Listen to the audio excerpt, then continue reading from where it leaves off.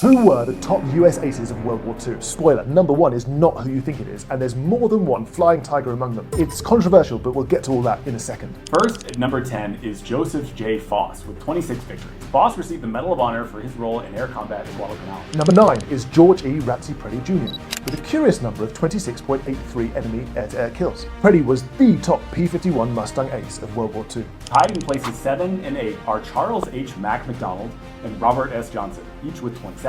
The next place is also a tie with two pilots on 28 kills. The first is Gabi Gabrecki. Polish-American Gabrecki was the top American fighter ace over Europe and went on to be a jet fighter ace in the Korean War, too. Also on 28 is the Flying Tigers' very own Gregory Pappy Boynton. We're going to do at least one more and probably many more videos dedicated to Boynton. He's such a fascinating character and we have lots more to share about him. So later, check back in with us for more about that. At number 4 is David McCampbell, another Medal of Honor recipient. McCampbell is also to this day the Navy's all-time leading flying ace and the top F-6F Hellcat ace with 34 aerial victories. With 38 kills is number 3, Thomas McGuire. McGuire was killed in action on January 7, 1945 and was awarded the Medal of Honor posthumously. Number 2 was Richard Bong, who, flying his Lockheed P-38 Lightning, scored an amazing 40 victories. Bong was sadly killed testing an aircraft in August 1945. But who was number 1? Well, this is controversial, but I humbly suggest it was none other than Chief Flying Tiger Claire Lee Chennault.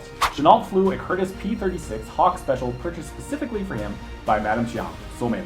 And while he never officially claimed any kills, we know he flew it in battles for 10 months until 1938, when Madame Chiang forced him to give up combat, fearing she'd lose one of her most prized advisors. And Chennault's own writings strongly imply he was taking part in direct combat, without explicitly admitting engagement with a nation with which, let's remember, the US was not officially at war. Chennault, of course, didn't want to publicly contravene international law. General George Kennedy said there's plenty of evidence that Chennault claimed at least 30 enemy planes. And in this book, called Ding Hao, the authors claim 37 confirmed kills. Journalist Joseph Alsop, Chennault's aide, said Chennault downed 40 airplanes, equaling Richard Bong's total. But most startling of all, Chennault's son Max said the Chinese government held records claiming 61 confirmed kills. If that number is true, in just 8 months of aerial fighting, Chennault took out more Japanese planes than any other US pilot by quite a margin. So for me at least, I'll keep him at number 1, unless proven otherwise. Do you think that's fair?